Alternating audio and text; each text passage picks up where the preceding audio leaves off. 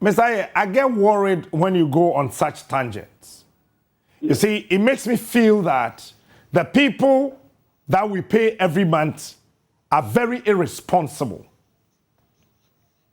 You see, we have given mandates to the Minerals Commission. And the Minerals Commission cannot close its eyes and tell us that they do not know the areas where illegal mining is ongoing. They are aware of every single space in this country where illegal mining is happening. They have officers in every region and they have officers in every district. The Minerals Commission is also mandated to work with the various regional ministers and the MMDCs, right? Yes.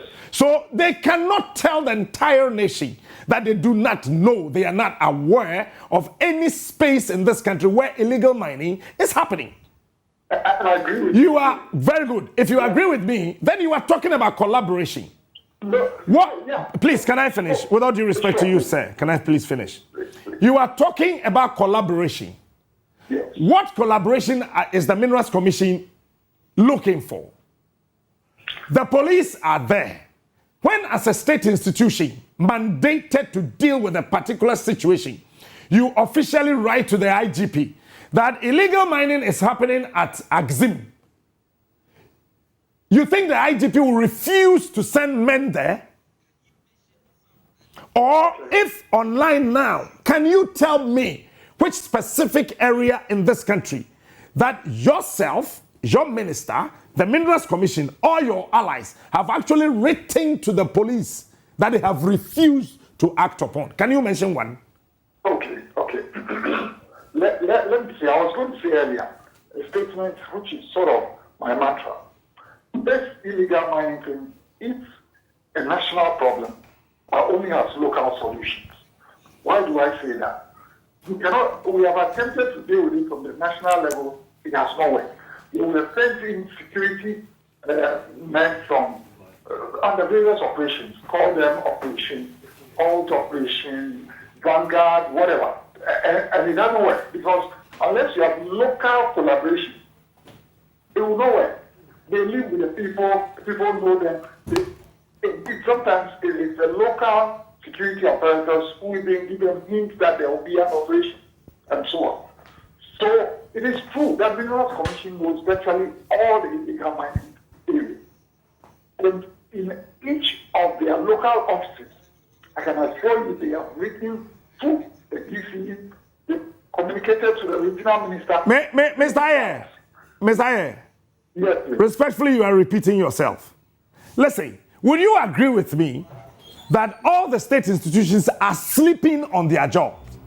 The Environmental Protection Agency, Minerals Commission, and the Ministry of Lands and Natural Resources, you guys are sleeping on your job.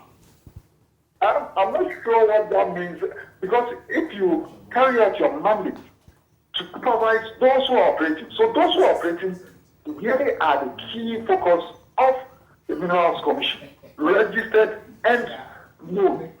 Now you find somebody else who is not registered, licensed, and is operating, he ought to be stopped. So what it is to report to the appropriate agencies to stop them. If they don't stop them, I mean, some have been shot. People have been shot for going to attempt to tell people to stop operating. It is only the security agencies who can stop. No, but Chief. So that's why we are saying that we can report. Chief, yes, we can go along and show you this is the spot. Have you gone to that extent? Have you gone to that extent, showing the security agencies the specific areas where illegal mining is happening? Have you done that? It is being done at the local level all the time. So long as the security. No, have you done that? Have you done that?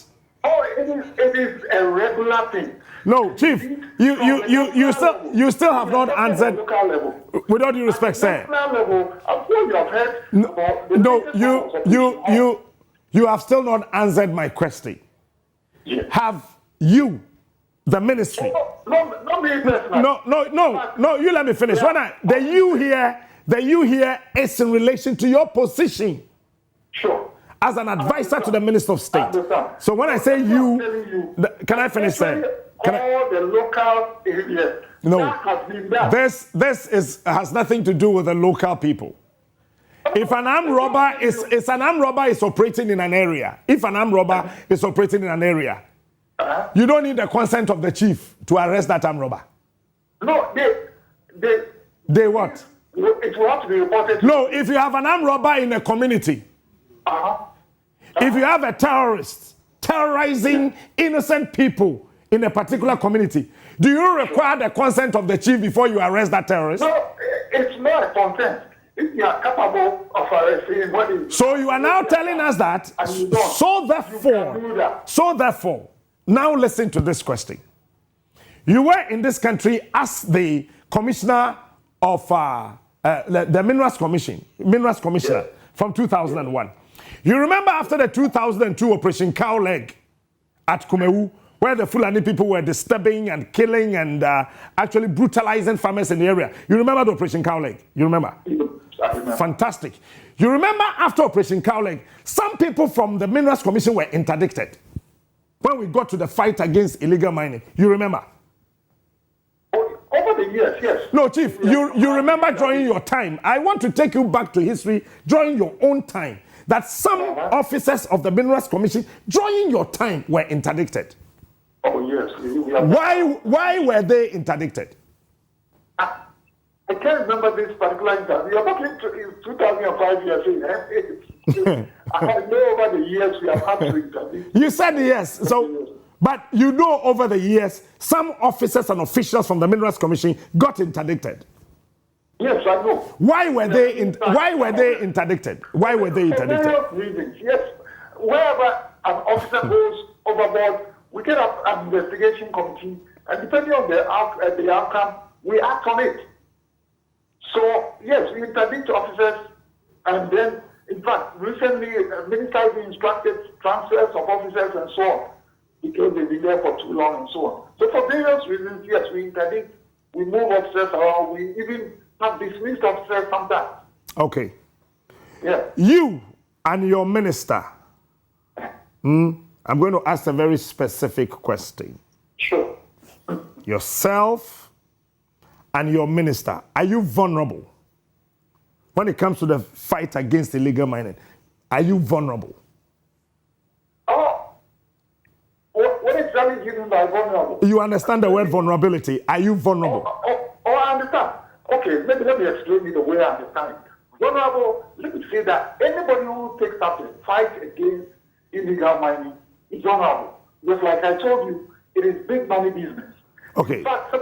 So therefore you and the minister, both of you are vulnerable. Yes, in the sense that yes, you are trying to stop an illegality.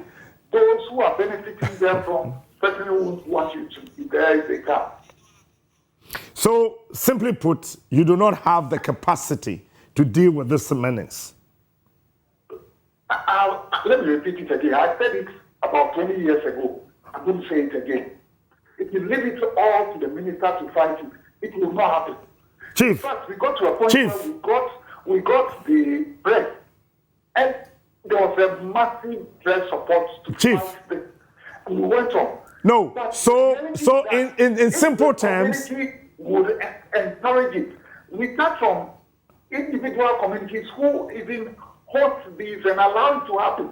They are assemblymen, they are DCs, who are all palpable, they are involved. You sit in a crime, you think you can stop it. I keep saying that our having gold is a blessing, but at the same time, it's a threat to us. Because you can mine gold almost anywhere in Ghana if the price is right. But that creates a problem. Two places is just a limited... Mr. Aryee.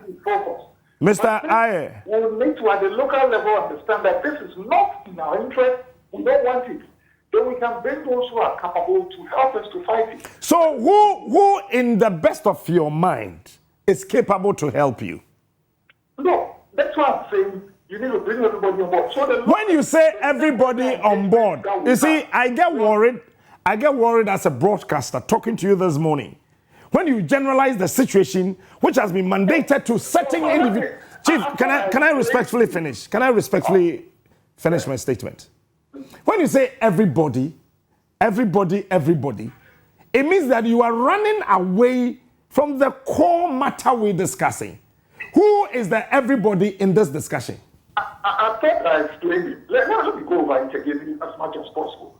The Minerals Commission, yes, is to review all applications and recommend to the minister and when granted to supervise. So to start with, any wrongdoing on areas granted legally for mining squarely falls on the step of the Minerals Commission. No doubt about that at all. But if you go beyond that, most of the people we are filing illegal miners are not operating on these concessions. Indeed, sometimes they even trespass onto those and fight those who have licenses. So this is a different ballgame from those who ought to be supervised by the Commission. But I agree with you that Minerals Commission, knowing those who have been granted licenses, then should know those who are operating who don't have licenses because they see them out in the field. And so what should they do? They should bring this to the attention of those who have the capacity to fight illegality. And that's why I bring the security agency. Chief, and I'm saying that you are repeating yourself again. They will give us a complete list. No, you are repeating yourself again. You are repeating yourself. Stopped there. I'm sure you have heard about it. Operation Homes recently. My minister has asked that it should be fair operation. But you don't know how much money the ministry, the Minerals Commission has put into security operations. Aside what we are asking the regional security appraisals, the district, from the national level, the minister has promoted finding resources for security swoops to stop the serious one. And it's gone on for a while. But again, you go and leave. And if the local people don't continue, it just recurs. And you are throwing money down the drain. Okay, so let me ask you this simple question. Mr. Aryee, let me ask you this simple question. Have you stopped the operation Galamsey from operating? Galamsey was, I think was stopped Maakye. So Galamsey has not happened for like the last 5 years or so. No, have you officially, the ministry, you know, we have an interministerial committee, an operations body to deal with illegal mining. You are aware of that? I'm aware of that. What has happened to it? Okay, let me tell you what the mandate of that. No, what has happened to it? I don't want to know their mandate. What has happened to it? You understand its mandate, you understand what happened to it. Their mandate primarily, Mr. Aryee, their mandate primarily was to stop illegal mining. Bam. That was not it. No, that wasn't it. So tell us. That's why I said, let me explain to you. Explain. Tell us. The interministerial committee was put in place because there was found that the legally mandated institutions were weak in certain respects. So we needed to deal with that. Again, there was an escalation in illegal mining to the extent that it was beyond handling by those institutions. So bring all of them together so that they are under one supervision to halt what was happening there. Whilst we give capacity to the institutions, the mandated institutions to go. So you'll see that it was bringing the same institutions together, but resorting them. So having done that up to a point, it was decided the mandated institutions should continue their work. And the institution we had what we call operating vanguard. That was the official security operator under the interministerial of the operating vanguard, which was made up of the soldiers and the police. At the point in time, various reasons, the soldiers pulled out and it was left with the police and so on. At the point in time, it was completely ineffective. No, can you tell us, you are the advisor to the minister, why did the military pull out? I told you that our challenge is, if you don't get the local people committed... No, I want you to be very specific. Don't you bring from outside. No, Mr. Aryee. Yes. I want you to be very specific. You see, I don't know you to be a politician. I know you to be a politician. I know you to be a technocrat from 2001. Okay? Sure. So I do not want you to sound like a politician who is lost in the forest, but living in his own bedroom. Okay. Okay. Why did that? No, sir, with all due respect, why did the military pulled out? They pulled out because they thought the operations were not effective. Why was the operations not effective? Maybe that's a question I would rather... No, when you are talking about effectiveness... I know they wrote and said they don't think it's effective. So if you know, as the advisor to the Minister of Lands and Natural Resources, that the military of this country pulled out because the operations was not effective, yes. What were the assigned reasons to the ineffectiveness of the operations? The reason was that the collaboration needed was not forthcoming. The collaboration was not forthcoming from who? Where? Within the security apparatus. So the police were being compromised? To some extent. No, Chief. So the police were compromised? The police in there were compromised. Okay. I won't want to put it on the doorstep of the police alone. I've told you that subsequently we have put military security apparatus in place. They've gone out there. When they stayed for a few weeks, some of them became compromised as well. Who were compromised? You have the National Security, the Ghana Police Service, and the Ghana Army. These are the three state institutions that were put together. Also went there, some of them, individuals who were sent out there by the military. These are military operations. Operation Hawk was a military operation. They got compromised. And okay. We have to pull them back. Fantastic. So we are reassessing. Should we continue doing that? Beautiful point. We still go on to say that it must be the local people deciding we don't want this. The MC, the local security apparatus deciding this is not good for our area. Once you're able to do that, then they will know if you allow you to start with. So that's where, when I said everybody, it's not just a generic statement. What I'm saying is that at the local level, we're saying that this is not good for us. Until we come to that point, if they think it's good for them, you will come with external forces to displace people. All you need to do is to go away. And then they go back to it. Mr. Aryee. So that's a challenge that we have. Mr. Aryee. So widespread. Mr. Aryee. Yes, please. I want to applaud you this morning for the answer you just gave me. Some of the police officers were compromised, right or wrong? That's true. Some of the national security operatives were compromised, right or wrong? That is true. Some of the military officers in this country were compromised, right or wrong? That is true as well. Who is the commander-in-chief of the Ghana Armed Forces? You see, No, I am asking a very simple question. I don't need you see. Who is the commander-in-chief of the Ghana Armed Forces? I think I have said up front. No, Chief, you are not answering my question. Who is the commander-in-chief? How can I go blame my, for instance, let me use an analogy, Minerals Commission. How can I blame the chief executive alone when their local officers misbehave? They ought to be disciplined.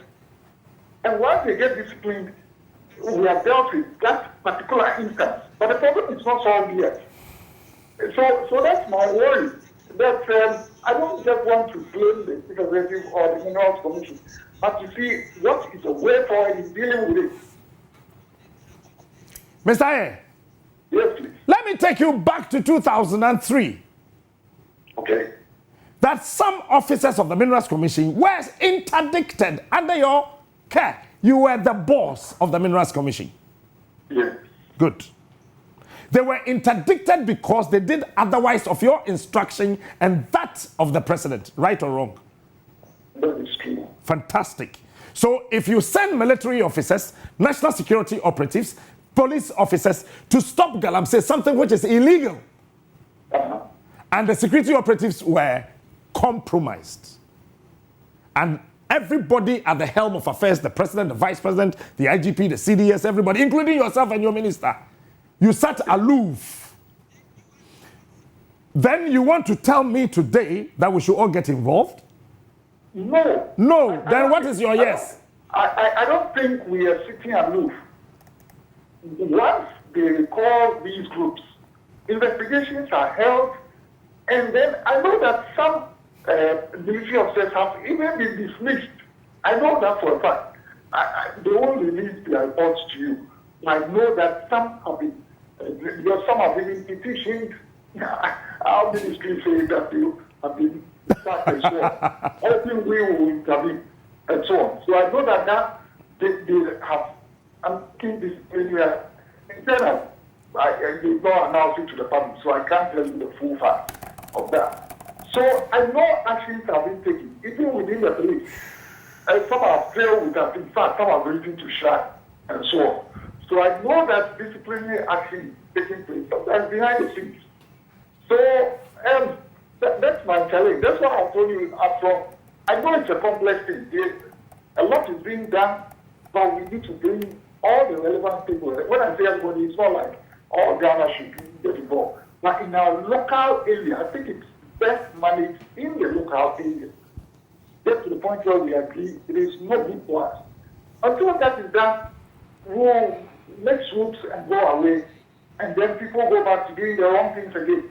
And that's the challenge we are facing.